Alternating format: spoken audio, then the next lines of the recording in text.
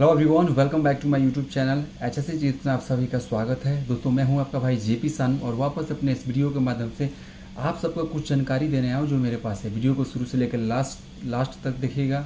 Channel पे नए हैं तो चैनल को आपसे रिक्वेस्ट है, चैनल को सब्सक्राइब कर लीजिए हमसे जुड़ने के लिए, ताकि जो भी नोटिफिकेशन हमारे चैनल को जाए आप तक पहुँचे और आप उसको देखें और नोटिफिकेशन को ऑन कर लीजिए। और मेरे सारे लिंक जो है अपने फ्रेंड को शेयर कीजिए ताकि उन्हें भी HSC रिगार्डिंग जानकारी मिले। दोस्तों, आज बात करते हैं सेफ्टी। जहाँ भी देखो सेफ्टी है, हर फील्ड में सेफ्टी है। चाहे वो आप लोग घर से निकलते हैं, घर में रहते हैं, घर से निकलते समय सेफ्टी स्टार्ट, घर में रहते हैं तो भी सेफ्टी स्टार्ट। यानी हर जगह आपको सेफ्टी की ज़रूरत पड़ती है। ये सुरक्षा क्या है? आखिर ये सुरक्षा है क्या? सेफ्टी है क्या? क्योंकि हम हर चीज़ को अनदेखा कर देते हैं, इग्नोर कर देते हैं। छोटी सी चीज़ को अगर करना है तो हम सोचते हैं कि यार ये छोटा सा चीज़ है, क्यों ना इसे बिना सेफ्टी के साथ कर दिया जाए। प्रॉब्लम बाद में होता है क्योंकि वो चीज़ें जो होती है वो क्रिटिकल होती है। बहुत सारी चीज़ें अगर हम किसी जॉब को कर रहे हैं, चाहे वो बाहर कर रहे हैं, घर से बाहर कर रहे हैं, या किसी प्लांट में कर रहे हैं, किसी इंडस्ट्री एरिया में कर रहे हैं, तो बहुत सारी चीज़ों को देखना पड़ता है, समझना पड़ता है और उन बारीकियों को समझना पड़ता है जिससे हमको हादसा हो सकता है। तो क्यों ना उसको वहाँ से हटा दिया जाए उस चीज़ को। तो उसी चीज़ पे हम बात करेंगे आज। और जो सेफ्टी सुपरवाइज़र है, सेफ्टी ऑफिसर है, वो इस वीडियो को थोड़ा गौर से देखिएगा, क्योंकि आप लोग की एक जिम्मेदारी बनती है, एक रिस्पॉन्सिबिलिटी बनती है as a site safety supervisor, safety officer. आपकी रिस्पॉन्सिबिलिटी बनती है कि आप अपने वर्कर को कैसे सेफ रख सकते हैं और उसको सेफ रखने के लिए क्या क्या चीज़ों की ज़रूरत पड़ती है। तो वीडियो को पूरा देखिएगा। दोस्तों, हमारी जिम्मेदारी बनती है किसी भी वर्कर के किसी वर्कर के लिए जिम्मेदारी बनती है कि उसको सेफ रखना, सुरक्षित रखना। अगर हम लोग उसको सुरक्षित रखते हैं तो हमारा प्रोडक्शन जो है, वो हमारे कंपनी का प्रोडक्शन जो है वो अच्छा होगा। अगर किसी तरह का चोट नहीं लगता है उसको, यानी हमारे वर्कर को किसी तरह का चोट नहीं लगता है, तो वो सेफ़ रहता है, तो हमारे कंपनी के तरफ से काम अच्छा होता है, काम अच्छा होगा और प्रोडक्शन अच्छा होगा, काम में डिले नहीं होगा। अगर किसी को इंजरी होती है, किसी को चोट लगता है, तो कंपनी का भी पैसा लगता है, आपका टाइम डिले होगा और जो काम 2 दिन में होने वाला है वो काम 10 दिन लग सकता है। तो इस चीज़ को हमें समझना पड़ेगा। अगर किसी कंपनी को हम लोग ज्वाइन किए हैं तो हमारी रिस्पॉन्सिबिलिटी बनती है उस कंपनी के प्रति कुछ अच्छे चीज़ों को करना, जिससे कंपनी जो है आगे बढ़ सकते हैं। सबसे पहले हम लोग सेफ्टी के बारे में बात करेंगे। तो सबसे पहले हम लोग सेफ्टी देखेंगे वर्कर का, देन उसके बाद से हम साइट का सेफ्टी देखेंगे कि जहाँ वर्कर काम कर रहा है वहाँ वो जो एरिया है वो सेफ़ है कि नहीं, वो सेफ़ जोन में है कि नहीं। जहाँ वर्कर काम कर रहा है क्या उसको हादसा हो सकता है, किस तरह का नियर मिस हो सकता है, किस तरह का इंजरी हो सकता है, तो उस चीज़ को वहाँ से हटाना। हाउसकीपिंग ठीक करना, बैरिकेशन नहीं है बैरिकेशन लगाना, नोटिफाई करना, नोटिस लगाना वहाँ पे, अनऑथराइज जगह पे जाने के लिए वहाँ पे रिस्ट्रिक्शन एक्सेस जो है वो वहाँ पे लगाना, या तो बैरिकेशन के थ्रू, या तो आप प्रोटेक्टिव बैरिकेशन लगा सकते हैं या इंडिकेटिव बैरिकेशन। अब ये इंडिकेटिव बैरिकेशन और प्रोटेक्टिव बैरिकेशन है क्या? तो इंडिकेटिव बैरिकेशन हम टेम्पोरेरी वर्क के लिए लगाते हैं, जैसे सेफ्टी रिबन हो गया, जो बैरिकेशन टेप होता है ना, विजिबल टेप, उसको हम लोग बोलते हैं सेफ्टी रिबन, इंडिकेटिव टेप। और ये प्रोटेक्टिव बैरिकेशन क्या है? प्रोटेक्टिव बैरिकेशन जैसे हार्ड हो गया, जैसे परमानेंट हमको लगाना है या फिर 6 या 7 या 8 या 1 साल 2 साल के लिए लगाना है, तो हम लोगों को प्रोटेक्टिव बैरिकेशन यानी हार्ड बैरिकेशन की ज़रूरत पड़ती है। तो वहाँ हम लोग प्रोटेक्टिव बैरिकेशन यानी हार्ड बैरिकेशन लगाते हैं। तो ये 2 टाइप का बैरिकेशन है, इंडिकेटिव बैरिकेशन और प्रोटेक्टिव बैरिकेशन। याद रखिएगा जो भी सेफ्टी सुपरवाइजर है, सेफ्टी ऑफिसर है।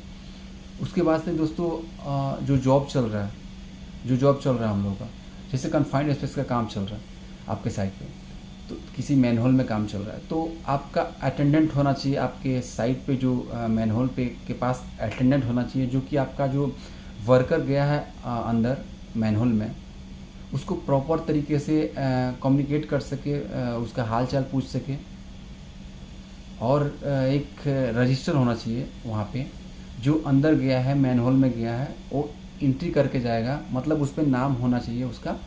चाहे आप लोग किसी डायरी में कर सकते हैं, डायरी में लिख सकते हैं, या फिर किसी चेकलिस्ट के थ्रू आप उसमें मेंशन कर सकते हैं उसका नाम, उसका टाइम, और जब बाहर आ रहा है टाइम उसका सिग्नेचर। ये सारी चीज़ें होनी चाहिए साइट पे। अटेंडेंट होना चाहिए साइट पे, अटेंडेंट साइट पे होना चाहिए, और प्रॉपर जो है कम्युनिकेशन करते रहे, उसका हाल चाल पूछते रहे।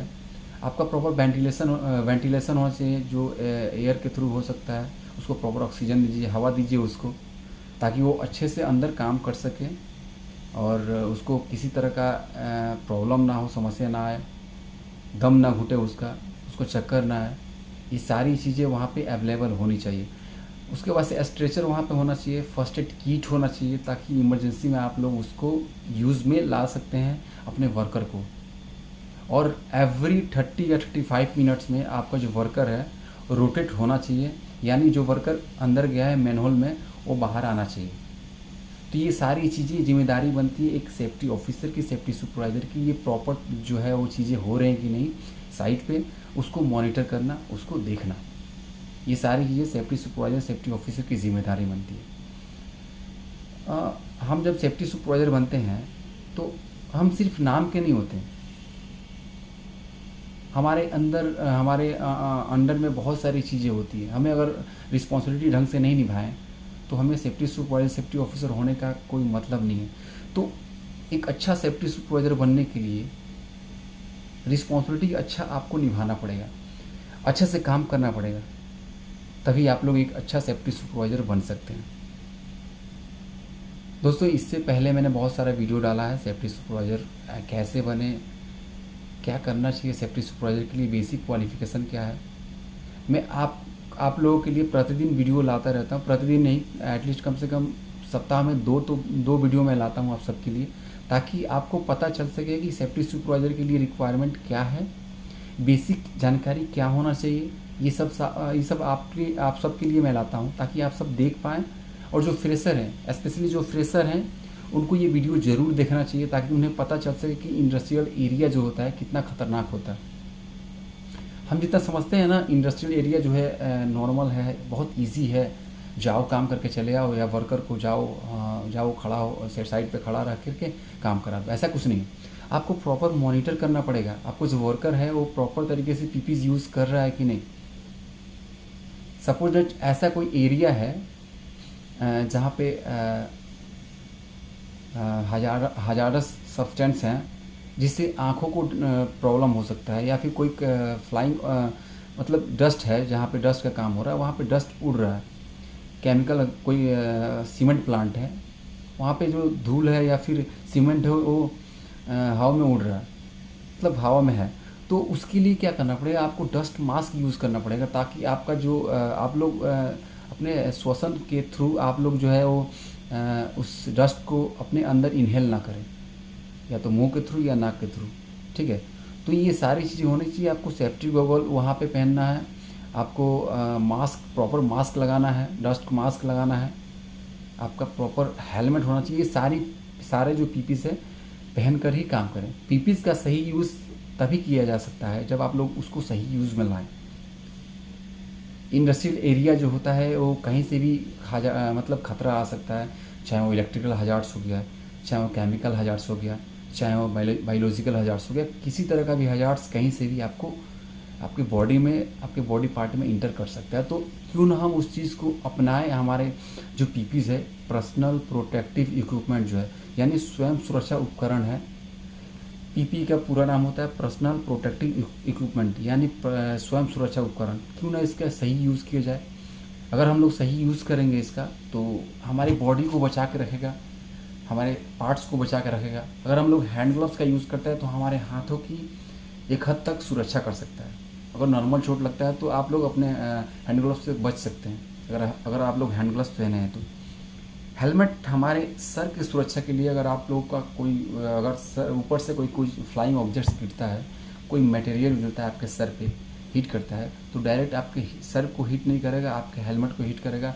हेलमेट पर चोट लगेगा मतलब हेलमेट डैमेज होगा, आपका सर जो है वो बच सकता है। तो ये सारे पीपी जो है आपके लिए बनाया गया है, आपके आपके वर्कर के लिए बनाया गया है। तो वर्कर को सेफ़ रखना है तो सबसे पहले आपको अपने आप को सेफ़ रखना पड़ेगा, तभी आप लोग अपने आप को, अपने वर्कर को बता सकते हैं कि जिस एरिया में आप लोग काम कर रहे हैं उस एरिया में कितना खतरा है, उस एरिया में अगर खतरा है तो उसको कैसे कम किया जा सकता है, उसको कैसे एलिमिनेट किया जा सकता है। तो इन सब बातों पे आपको बात करना है। दोस्तों मेरा यही मोटिव है कि आप सब तक एक अच्छा वीडियो पहुंचाना, अच्छा कंटेंट पहुंचाना, ताकि आप सब मुझे प्यार दें, सपोर्ट दें, और ऐसे ही मैं इंटरेस्टिंग वीडियो आप सबके लिए लाता रहूं और आप लोगों को नॉलेज देता रहूं, जो फ्रेशर है, जो सेफ्टी सुपरवाइजर, जो एक्सपीरियंस है। सो मुझे ऐसे ही सपोर्ट कीजिए, ऐसे ही प्यार कीजिए, ताकि आप सबके लिए ऐसी इंटरेस्टिंग वीडियो लाऊं और आप सबसे रूबरू हूँ। जो भी क्वेरी है आपका हमें कमेंट बॉक्स में दीजिए, मैं कोशिश करूँगा उस पर वीडियो बनाने की। दोस्तों वीडियो कैसा लगा, वीडियो अच्छा लगा हो तो लाइक कीजिए और मेरे चैनल को सब्सक्राइब कर लीजिए, ताकि मुझे मोटिवेट मिले, मेरे को मोटिवेशन मिले, ताकि मैं ऐसे ही इंटरेस्टिंग वीडियो आप सबके लिए लाता रहूँ। मिलते हैं किसी नेक्स्ट वीडियो में, तब तक के लिए लव यू ऑल, सेफ रहिए, सुरक्षित रहिए, जय हिंद।